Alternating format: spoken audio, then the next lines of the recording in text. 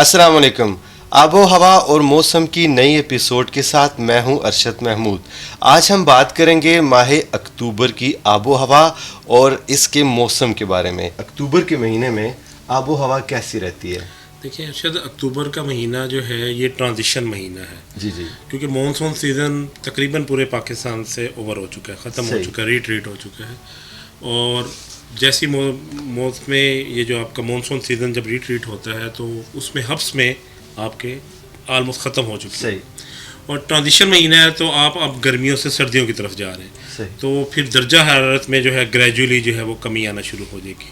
دن کے اوقات میں بھی جو پہلے جو بڑی ایک گرم جو دن تھے اور ہبس کی کیفیت تھی، وہ ہبس تو آلموسٹ ختم ہو جائے گی، سوائے چند پاکٹس ہیں انٹیریئر سندھ وغیرہ میں یا ساؤتھ پنجاب میں، وہ بھی 2-3 گھنٹے کی ہبس ہوگی. اور اس کے بعد جیسے ہی شام کی طرف ہم جائیں گے تو وہ ٹمپریچر میں گریجولی چینج آتا ہے. تقریباً آپ لگا لیں اگر ہم میدانی علاقے کی بات کریں تو 6 سے 7 ڈگری کا فرق آتا ہے. نارملی اتنا بڑا نہیں چینج آتا ہے. اور اسی طرح پھر دن کے اوقات میں جو ٹمپریچر آپ کے 45 یا 40 سے اوپر ہوتے تھے وہ 37 38 یعنی 35 سے 40 کے درمیان آ جاتے ہیں. جبکہ اگر ہم گلگت بلتستان کی بات کریں، آزاد کشمیر یا اپر خیبر بلائی خیبر پختونخوا وغیرہ کی بات کریں تو وہاں پر ٹمپریچر جو ہے کم سے کم جو درجہ حرارت ہے وہ 10 سے 20 ڈگری کے درمیان نارملی آ جاتا ہے. جبکہ جو شہری علاقے ہیں آپ کے لاہور ہے، اسلام آباد، راولپنڈی، فیصل آباد، یہاں پر جو منیمم ہے وہ 18 سے 20 کے درمیان ویری کرتا ہے. مری وغیرہ میں ہے وہ 8-9 ڈگری منیمم ٹمپریچر رہتا ہے. جبکہ دن کے اوقات میں جو درجہ حرارت ہیں ان علاقوں میں وہ بھی 30-31 ڈگری تک رہتے ہیں. تو اگر آپ تھوڑا سا جائیں اپنے جنوب کی طرف، ساحلی پٹی کی بات کریں تو وہاں کیا صورتحال رہتی ہے؟ ساحلی پٹی کا جو بیہیویئر ہے وہ ڈفرینٹ ہوتا ہے. کیونکہ اگر ہم کراچی کی پرٹیکولرلی بات کریں یا ساحلی علاقوں کی بات کریں تو کراچی میں اکتوبر ذرا تھوڑا سا ہارش ہوتا ہے. وہاں پہ ریڈیشن انٹینسٹی زیادہ ہوتی ہے اور اس کے علاوہ ایک اسموگی فنامنا بھی ہوتا ہے، کیونکہ وہاں ڈسٹ وغیرہ جو ہے وہ ٹرانسپورٹیشن ہوتی ہے ارد گرد وغیرہ سے، جو بلوچستان وغیرہ علاقوں سے. ایک تو یہ ہے، اور باقی پوری جہاں سے کراچی سے لے کر اور گوادر، پس جوینی، یہ پورا ساحل ہے. اور ایون کہ ساؤتھ بلوچستان جہاں پر بھی ٹمپریچر جو ہے وہ رہیں گے تو 40 تک، اس سے زیادہ اوپر نہیں جائیں گے. لیکن دن میں تھوڑا سا تپش جو ہے دھوپ کی وہ برقرار رہے گی.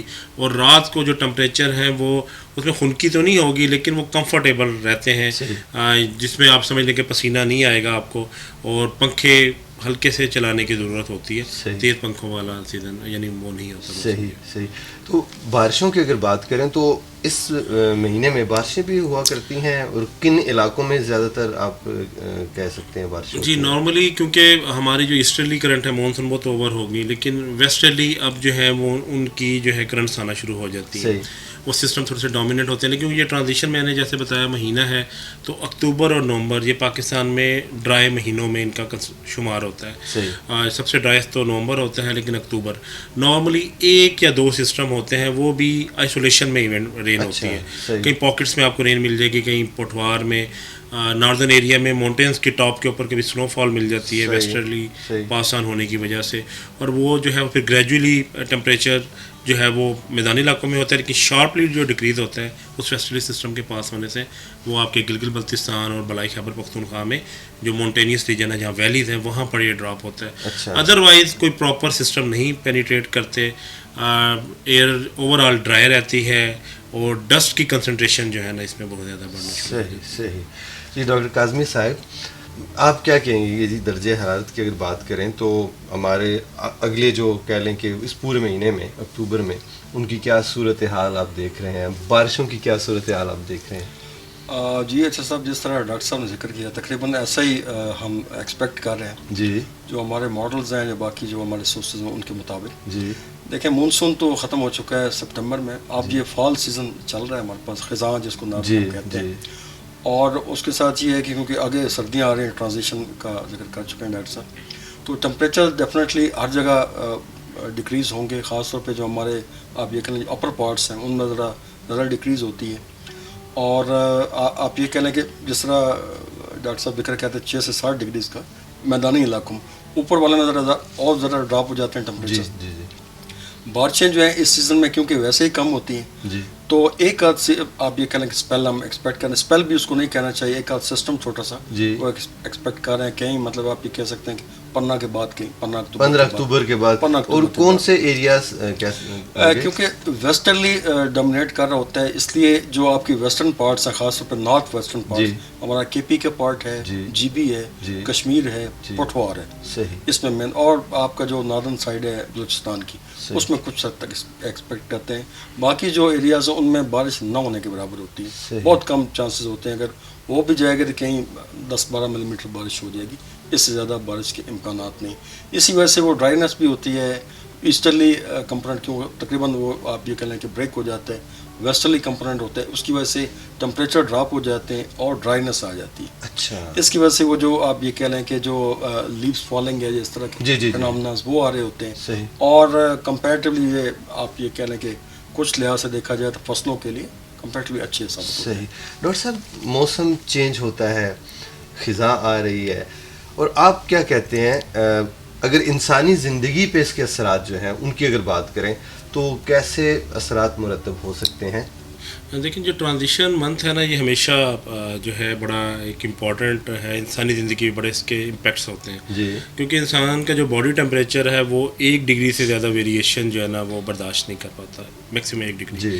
لیکن یہ 5 سے 6 یعنی آپ کے دن میں درجہ حرارت 40s میں ہے یا 35 میں ہے, رات کو ٹمپریچر میں 8-10 ڈگری کا فرق آ جائے تو جو ڈائنل ٹمپریچر رینج ہم کہتے ہیں, یعنی دن کے اوقات اور رات کے اوقات میں جو ٹمپریچر ڈفرینس ہے وہ باڈی پہ امپیکٹ کرتا ہے. تو آپ کو پتہ ہے کھانسی, بخار, نزلہ, زکام, یہ اس کا فیچر ہے مین یہ ہے. اور سم ٹائم کیونکہ ٹمپریچر میں سڈن ڈراپ آتا ہے تو چھوٹے جو شیرخوار بچے ہیں ان میں نمونیا وغیرہ کے جو ہے اثرات ہو جاتے ہیں. پھر دوسرا اس کا ہے کہ کیونکہ یہ سیزن ڈرائی ہوتا ہے تو ایک تو وہ آپ کے پاس جو ہے رسپائریٹری ڈیزیز جو ہیں اس کی فریکوینسی بہت بڑھ جاتی ہے. شہری علاقوں میں ایک فینومنا ہم اسموک کی ذکر کرتے ہیں جو جس میں اکتوبر بڑا امپورٹنٹ رول ادا کرتا ہے, کہ کیونکہ فصلوں کی جو باقیات ہیں پرٹیکولرلی جو رائس بیلٹ ہے وہ بے شک ہمارے نیبرنگ کنٹری سے ہو, انڈین پنجاب سے یا پاکستان میں, وہ علاقے جہاں پر یہ رائس کلٹیویٹ ہوتا ہے, ارلی ہارویسٹنگ ہوتی ہے اکتوبر میں جن کی, کیونکہ جو سپر اور دوسرے جو چاول ہیں کرنل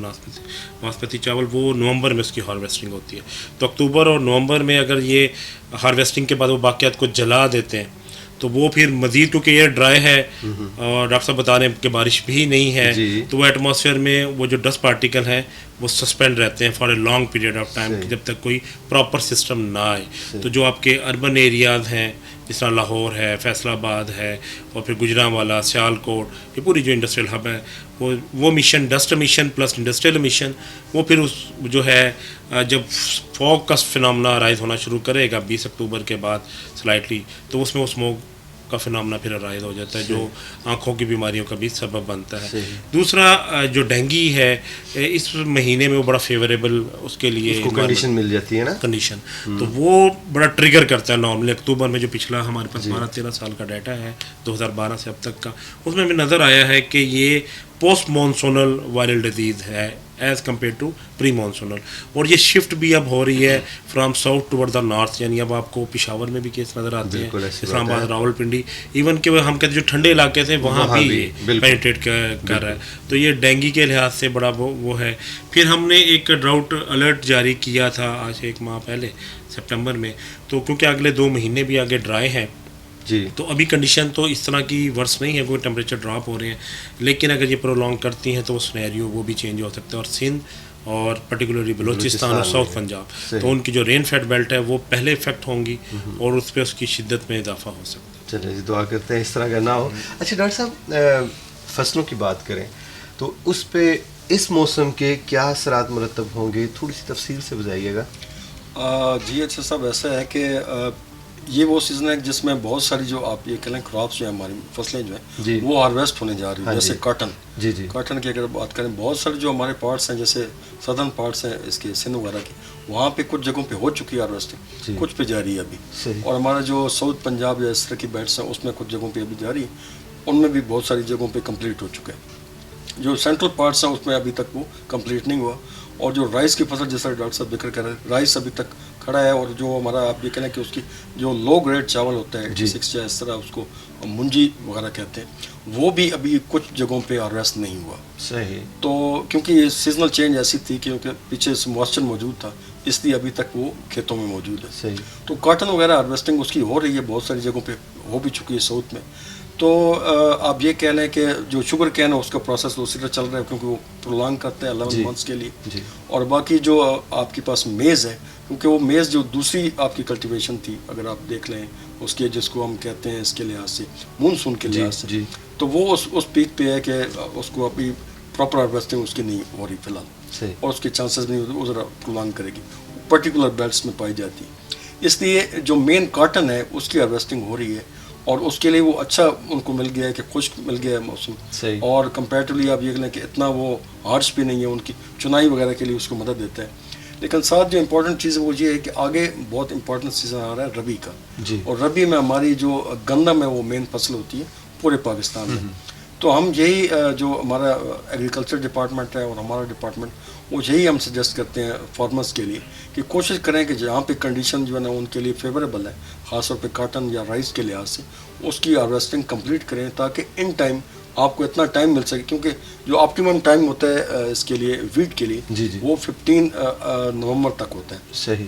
15 اکتوبر سے لے کے 15 اکتوبر سے لے کر 15-20 نومبر تک. تو اس تک ٹرائی کریں کہ اس تک کمپلیٹ کریں اپنی باقی ہارویسٹنگ تاکہ وہ ان کی سوئنگ کمپلیٹ ہو. صحیح ہے. اور خاص طور پہ جو ہمارا رین فیڈ بیلٹس ہے, جس طرح پٹوار ہے یا کے پی میں کچھ علاقے ہیں, سندھ میں کچھ پارٹس موجود ہیں, ان میں کیونکہ پانی کا مسئلہ بھی ہوتا ہے, تو ان کو چاہیے کہ جو اپنی سوئنگ ہے اس کو پانی وغیرہ لگا کے اس کو ہارویسٹ کریں, سوئنگ کریں جتنی بھی ان کے پاس وتر موجود ہے. اس لیے کہ وہ پراپر سوئنگ کر لیں گے تو آگے نومبر میں آنے والی بارشیں, سردیوں کی جو بارشیں ہیں اس سے ان کو فائدہ ہو سکتا ہے. صحیح. اچھا ڈاکٹر صاحب, آخری بات کروں گا آپ سے. جیسے آپ نے اسموک کی بات کی ہے, تو جو کسان حضرات ہیں, کاشتکار, ان کو آپ کیا سجیسٹ کرتے ہیں کہ وہ ایسا کیا کریں کہ ہم لوگ اس سے بچ سکیں یا کم نقصانات ہوں اس سے؟ دیکھیں, اب تو بڑی ماڈرن ٹیکنالوجی آگے, کبوٹا ایک ٹیکنالوجی ہے جس میں وہ ہارویسٹنگ کے ساتھ اسے ملچنگ کر دی جاتی ہے اس کے باقیات کو. اس سے ایٹماسفیئر بھی جو ہے اس پہ امپیکٹ نہیں آتا, اور زمین کی جو زرخیزی ہے اس میں بھی اضافہ ہوتا ہے. حال تو وہ اتنی, یعنی وہ ہم یہ کہیں کہ سستی تو نہیں ہے لیکن اتنی ایکسپینسو بھی نہیں ہے, کیونکہ اسمال فارمرز کے لیے شاید وہ تھوڑا مشکل ہو, لیکن ایک اگر مڈ لیول کا یا پروگریسو فارمر ہے تو وہ کر سکتا ہے. اور دوسرا یہ دیکھیں کہ اس کا جو سب سے بڑا فائدہ ہے, آپ ایٹماسفیئر کو اگر کلین کرتے ہیں تو آپ کمیونٹی کو پورے سرو کر رہے ہیں. تو وہ ایک یعنی آپ نیشنل کاز بھی آپ کا ہو جاتا ہے, دینی فریضہ بھی ہے کہ لوگوں کے لیے جو ہے نا آپ ایک صاف ستھرا ماحول اپنے بچوں کے لیے اور اپنے فیملی کے لیے, اپنے رشتہ دار و عزیز کے لیے وہ پرووائڈ کر رہے ہیں. تو میرے خیال سے وہ ٹیکنالوجی اویلیبل ہے, کسان بھائیوں کو چاہیے کہ وہ ٹیکنالوجی کو اڈاپٹ کریں, باقیات نہ جلائیں, اس کو زمین میں ہی جو ہے اسے دبائیں, اسی میں سے ملچنگ کریں, تو وہ زمین کی زرخیزی میں ان کو اضافہ ہوگا. اور یہ ہم جو ہے یہ جو ہمیں ہر سال یہ پیش آتے ہیں, اور ہزاروں سینکڑوں کی تعداد میں لوگ ہاسپٹل لائز ہوتے ہیں اور بعض اپنی زندگی بھی کھو دیتے ہیں. اب ہم آپ سے چاہیں گے اجازت, انشاءاللہ اگلے مہینے دوبارہ ڈاکٹر صاحبان کو ہم زحمت دیں گے. تب تک کے لیے اللہ حافظ.